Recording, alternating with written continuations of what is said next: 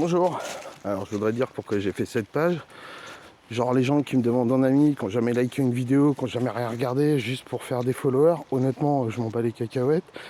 Et puis avoir 5000 abonnés, si c'est pour que personne s'intéresse à ce que je fais, je m'en fous. Moi tout ce qui m'intéresse c'est le Brac Saint-Germain, mes chiens. Je me mets pas moi en avant, je chante pas des chansons en faisant du playback pour faire voir ma tête. On s'en fiche de ma tête, tout ce qui compte c'est mes braques Saint-Germain. Donc voilà, moi j'ai grandi toujours avec des chiens et ma marraine avait Jeff et Hula quand j'étais tout petit, que je me souviens à peine. C'est une vidéo que j'ai épinglée chez monsieur et madame Guillandou. Par contre après ils ont eu Aramis et D'Artagnan. Je crois que la fixe c'était Franck Espoir pour D'Artagnan, Aramis, je me rappelle plus. Et du coup, quand il partait, mon père faisait du vélo avec monsieur Guillandou le dimanche matin. Et souvent, quand ils avaient des soirées, ils me demandaient d'aller garder les chiens pour pas qu'ils hurlent à la mort pendant une demi-heure quand ils partaient. Et du coup, ça m'a donné tout de suite la passion du Brac Saint-Germain. Et pour les 60 ans, non, les 50 ans à mon papa, on lui a payé un Brac Saint-Germain. Un fils de Turenne du Collet de Levière, qui est le chien de monsieur et madame Guillandou. Et monsieur et madame Guillandou avaient vendu, enfin monsieur Istas, parce que c'était lui l'éleveur, avait vendu une chienne qui s'appelait Altaïr de Gomer-Fontaine à madame Brigitte Turmel, secrétaire de Ring, membre du bureau du Brac Saint-Germain, qui au bout d'une semaine l'a ramené parce que son vétérinaire lui a fait remarquer qu'il y avait des anthropions. Alors les anthropions, c'est pas du tout génétique, ça peut arriver. Moi j'ai appelé la SCC parce que Brigitte Turmel, forcément, faut qu'elle raconte n'importe quoi pour dire que c'est normal d'abandonner des chiens. Bon bref, on va pas épiloguer sur le sujet, mais bon, c'est quand même des chiens qui sont des gens qui sont secrétaires de Ring et qui font des saillies, des portées de chiens, mais ils utilisent surtout pas leur affixe de chien de sac à main, ils utilisent l'affixe d'autres personnes. Bref. Du coup, j'ai récupéré cette chienne, je l'ai payé le prix d'un Brac Saint-Germain, plus j'ai payé l'opération. Du coup, ça m'est revenu, je sais plus, à 350 € à l'époque pour faire opérer Altaïr des yeux. Voilà, et du coup, c'est pas du tout génétique. Ça peut arriver sur certains chiens, mais bon, le milieu du chien, c'est un milieu assez bizarre où il faut toujours dénigrer son prochain, pas travailler la main dans la main pour essayer de vendre des chiens à tout prix. Madame Turmel, elle n'a pas payé son affixe. Un affixe, ça vaut 200 balles, une carte d'éleveur, ça vaut 200 balles. Après, vous le faites, peut-être pas si vous voulez faire une saillie, mais si vous voulez commencer à en faire 2 ou 3 et essayer de travailler sur de la génétique de chiens, sur de la sélection, c'est le minimum, c'est vendre des chiens 1000 balles, vendre des chiens 1000 €, alors que vous voulez pas dépenser 400 balles pour faire les choses correctement, je trouve ça un peu abusé. Après, utiliser les affixes des autres, alors c'est bien une fois, c'est pour éviter les problèmes, les papiers, et pour faire reproduire. Après, au bout de 3 fois, il y a un moment, il faut y arrêter, quoi. Voilà. Après, c'est des gens, voilà, ils pensent à faire de l'argent sur les chiens, et pas du tout la passion du Brac Saint-Germain, quoi. Voilà, alors après je vous invite à vous abonner au club du Brac Saint-Germain, si vous voulez des Brac Saint-Germain. Malgré que, écoutez pas quand même tout ce qu'ils disent, essayez de vous renseigner un peu, parce que, en ce moment, le Brac Saint-Germain, c'est 100% retrempe. Moi, j'ai cherché un mâle pour Symphonie, voilà, qui normalement serait prise, on verra d'ici 15 jours. Avec un chien sans retrempe qui a gagné la nationale d'élevage de Saint-Germain-en-Laye avec sa sœur. Les deux vainqueurs, c'est Gatsby des Landes de Sologne et Gazelle des Landes de Sologne, qui est titré en chasse. Après, Gatsby ne peut pas être titré en chasse, il a jamais chassé. Mais c'est de la génétique. Après, si la sœur est championne de chasse, il n'y a pas de raison que lui soit pas champion de chasse. Alors, ils ont tous les deux la dysplasie A, contrairement à Gazelle, qui est une très très belle chienne, mais qui a une dysplasie C. Donc elle a fait une saillie, c'est normal, elle est championne de chasse. Au-delà de ça, il ne faut jamais faire reproduire les chiens, c'est complètement nul pour la chasse, malgré l'avis de certains chasseurs que j'entends. Ah mais il est bon pour la chasse, faut le faire reproduire, hein, à tout prix. Hein. Oui, comme ça après on se retrouve avec des chiens qui ont des dysplasies de merde, et puis ça coûte une fortune quand ils sont vieux, parce que faut les faire opérer. Et en plus, légalement, si vous avez un chien qui a une mauvaise dysplasie, vous pouvez vous retourner contre l'éleveur. À se renseigner chez un avocat, je suis pas juriste. Voilà. Qu'est-ce que je peux dire d'autre? Donc moi je suis contre la retrempe. En ce moment, si vous regardez dans les arbres généalogiques des chiens, je vous ferai une vidéo en vous montrant tout ce qu'on peut trouver sur internet. Vous trouvez du pointer anglais dans des chiens que vous achetez 1000 balles. Alors à la limite que vous trouvez du pointer anglais pour des chiens que vous achetez 500 balles pour faire de la retrempe, pour changer, pour rajouter du sang neuf, pourquoi pas, sachant qu'il faut 5 générations pour qu'il n'y ait plus de pointer. Et pas 4 ou 3 ou 2 comme j'entends des fois. Et après, méfiez-vous aussi des gens qui vous disent c'est de la 5e génération. Il n'y en a pas de la 5e génération. Donc je vous ferai une vidéo pour vous montrer tout ça, ceux que ça intéresse. Hein. Après, si vous êtes abonné à ma page juste pour faire style, moi je m'en fiche. Après, s'il n'y a personne que ça intéresse, c'est pas grave, au moins moi je vide mon sac, parce que là, en ce moment, je commence à en avoir un peu marre de tout ce que j'entends, de tout ce que je lis. Quand je vois que le club du Brac Saint-Germain, il met une page où il sélectionne, je sais pas, une dizaine de chiens. Des chiens qui sont côté 1, qui n'ont même pas le TAN. Il y a 6 chiens en gros, il y a des chiens qui ont déjà reproduit 3-4 fois. Ou genre il y a Junior qui est un chien qui a déjà reproduit 8 fois. Qui est je sais plus de la 2e génération de retrempe je crois. Et du coup il va falloir commencer à refaire encore de la retrempe, remélanger avec un pointer anglais. Alors parce que quand tu commences à faire 8 portées pour un chien, tu travailles pas pour la génétique. Hein. Un chien, faut qu'il fasse maximum 2 saillies. Et une femelle c'est pareil. Après même s'ils sont très très beaux, ce qu'il y a c'est que vu qu'il y a moins de... En France il doit y avoir moins de 1500 chiens Brac Saint-Germain je pense. Après il y en a peut-être qu'on connaît pas parce que les gens s'occupent pas de faire les papiers, mais voilà, si vous voulez une race rare, faites-les au moins confirmer, faites au moins les papiers. Enfin c'est quand même pas le bout du monde. Vous appelez la SCC, ils vous renseignent, ils sont assez sympas. Ils expliquent. Voilà, c'est pas très très compliqué non plus. J'y arrive bien, donc puis après il y a notre présidente qui aide aussi quand il y a besoin, ou d'autres personnes hein, du PA Club d'ailleurs, qui font pas partie du club. Voilà, je sais pas quoi dire d'autre. Moi c'est... Ah oui, j'ai entendu quelqu'un qui me disait que j'étais un proxénète de chiens. Alors faut savoir que moi j'ai fait depuis 2005, j'ai fait 2 saillies. Une où il y a eu 3 chiots. Il a fallu que je monte à Bayonne. Le premier coup ça n'a pas marché, les frais d'essence, les frais de péage, les frais d'hôtel. Deuxième coup j'ai fait une insémination artificielle sans compter les tests de progestérone. Le veto en urgence en pleine nuit parce qu'il y a un chiot qui était resté bloqué, etc. etc. Donc la chienne m'a coûté très très cher. Du coup j'étais obligé j'en ai revendu une seulement, et il a fallu que je paye le mâle qui était pas foutu de grimper la chienne et qu'il a fallu faire une insémination artificielle. Donc ça m'a coûté assez cher. La deuxième saillie c'était avec Malco, que j'avais sélectionné depuis longtemps, qui a déjà reproduit 4 fois maintenant, parce que les gens ils regardent sur internet, il y a eu lui comme mâle, donc on prend la même chose, on réfléchit pas, on cherche pas, on fait comme les copains, donc c'est toujours les mêmes mâles qui reproduisent, toujours les mêmes femelles. Symphonie, symphonie, symphonie, pied. Voilà, donc il y a eu 3 chiots. J'en ai vendu 2, mais bon, quand on compte le prix pour le mâle, les frais de veto et tout, au bout de 3 chiots, tu gagnes pas d'argent, t'en perds. Mais bon, c'est pas grave. Moi, le but, c'est pas de gagner de l'argent. D'ailleurs, c'est pareil, si vous achetez un Brac Saint-Germain qui a la truffe noire, vous le payez 400 balles, pas plus. S'il a l'oreille blanche, c'est pareil.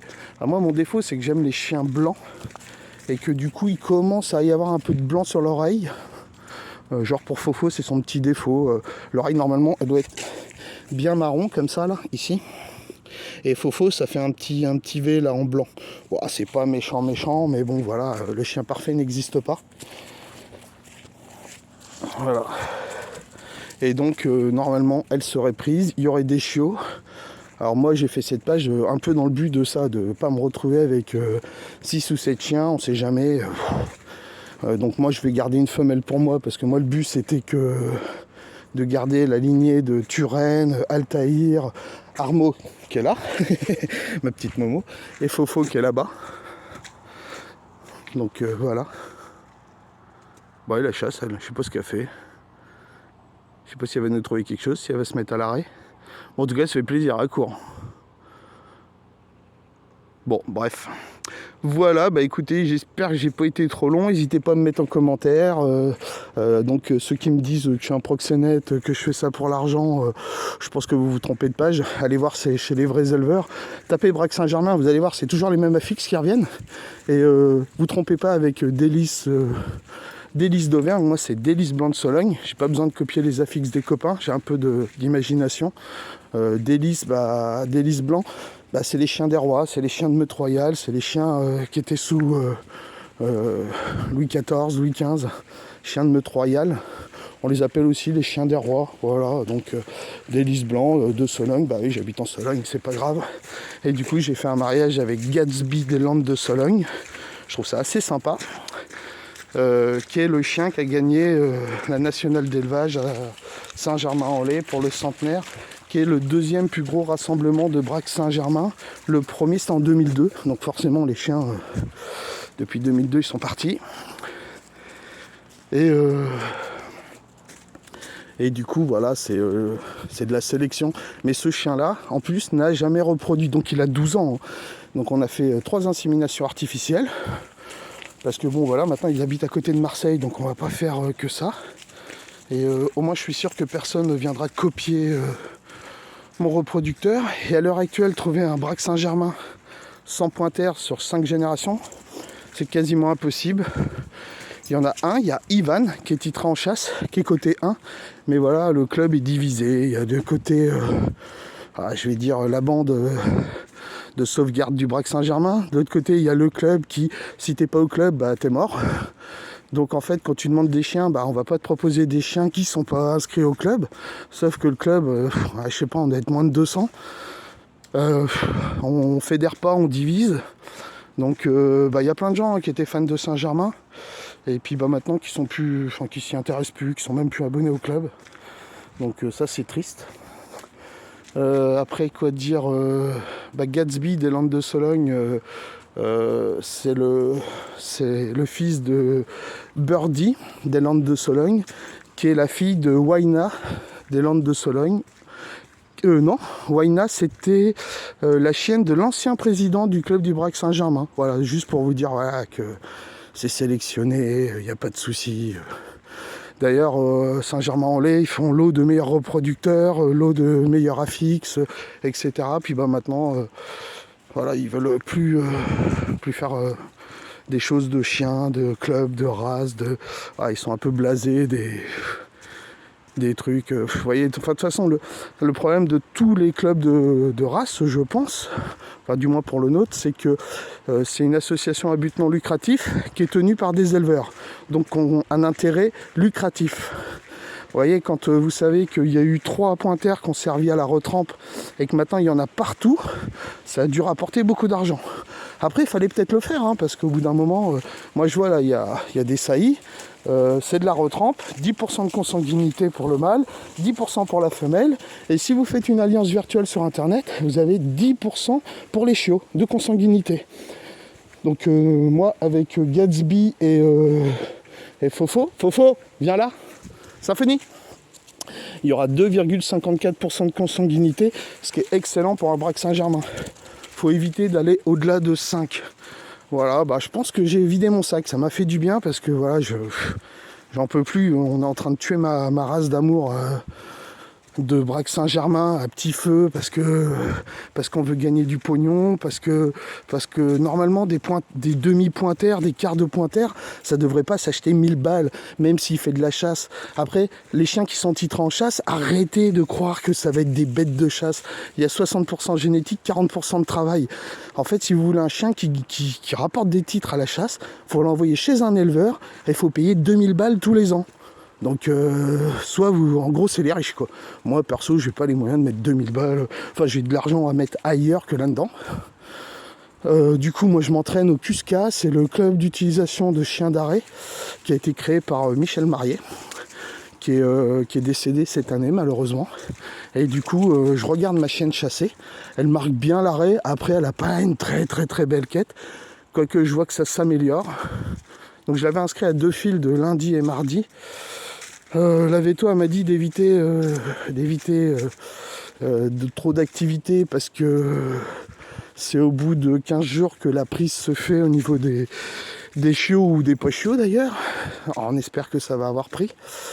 Parce que vu que le papa a 12 ans, 3 inséminations artificielles, bon bah voilà quoi. C'est un peu coûteux. Eh Symphonie, viens. Moi j'ai pas besoin de siffler, normalement mes chiens ils écoutent assez bien. Évidemment pas là. Symphonie. Allez pied. Voilà, normalement ils écoutent assez bien, il n'y a pas trop de problème. C'est plutôt des pots de colle. Alors j'évite de la rappeler trop parce que on me dit que ma chienne est amoureuse de son papa. Elle est toujours en train de me regarder dès qu'elle est posée. Bon, Momo c'est pareil, Harmonie c'est pareil. Mais voilà, moi j'élève mes chiens comme j'estime qu'un chien doit être élevé. Un chien pour moi qui est dans un chenil, c'est pas un chien, c'est un objet. Après, le CUSCA m'a réconcilié un peu avec les chasseurs, ceux qui tirent sur les chasseurs. J'ai été le premier à le faire avant, comme quoi c'est des alcooliques et des cons. Bah pas du tout. Pas du tout. Au CUSCA, je vois, on boit un petit coup après pour discuter 5 minutes. Franchement, alors moi je bois pas d'alcool. On boit un verre, grand max 2 et on décolle. Donc on tire à blanc, on tue pas les gibiers. Au contraire, du coup, forcément c'est des gibiers d'élevage pour s'entraîner. On tire à blanc et les gibiers s'envolent, ils font leur vie. Ils sont dans une propriété où il y a plein d'endroits où ils peuvent trouver à manger. Voilà. Après, je connais plein de gens qui chassent plus pour le chien. J'ai dit que j'essaierais de passer mon permis de chasse. Mais bon, voilà, je suis apiculteur et je débute et il y a beaucoup de choses à faire. Ah oui, le problème de Fofo, c'est qu'elle prenait pas trop de distance. Symphonie! Et maintenant, elle commence à en prendre un peu trop.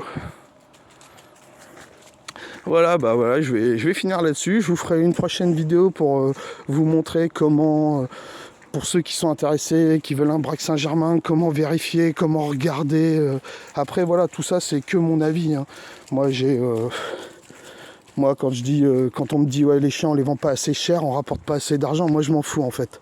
Moi je préfère un mec qui va me dire moi je veux faire des concours de chasse, je veux dresser le chien à la chasse moi-même et lui vendre 500 balles que le vendre 1000 € à un gars qui va me le ramener au bout d'un an comme il y a eu pour Seigneur, le fils à Harmonie, qui est parti maintenant dans une très bonne famille où il chasse. D'ailleurs, il n'est même pas sur la liste du Braque Saint-Germain reproducteur, alors que c'est un chien qui n'a pas de retrempe, qui n'a pas passé son TAN parce qu'il a eu un petit souci de santé. Il a eu comme une réaction allergique sur le dos, donc elle n'a pas voulu l'emmener. J'espère qu'il ira l'année prochaine, parce que voilà, c'est en pur sang, il n'y en a pas. Et après, pas la peine de demander 15 fois. Après, Vanessa et Julien feront ce qu'ils veulent, mais pas plus de 2 saillies. Après, c'est pour faire de l'argent. Voilà, c'est malheureux, mais bon, c'est comme dans tous les milieux. Après, l'argent, c'est le nerf de la guerre, hein, c'est ce qui permet de sélectionner et tout. Après, si vous allez dans un élevage, que les chiens sont dans une maison, comme chez monsieur et madame Lévy, voilà, c'est cool. Après, si vous allez dans un élevage, je citerai pas, mais qui sont tous en chenil, bon, dites-vous que vous étonnez pas si les chiens... pareil, les chiens qui ont 10% de consanguinité, pas la peine de le faire castrer parce qu'il n'écoute rien, qu'il comprend rien. Hein. Posez-vous les bonnes questions. Hein.